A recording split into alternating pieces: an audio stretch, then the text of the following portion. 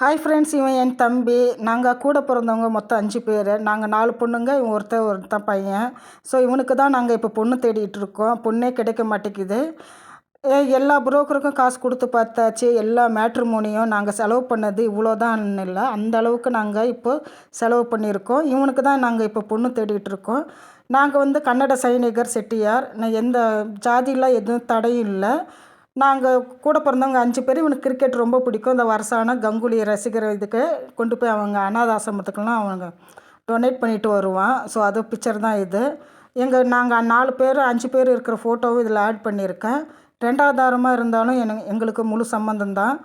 டைவர்ஸாக இருந்தாலும் சரி, இல்லை கணவரை இழந்தவங்களாக இருந்தாலும் சரி.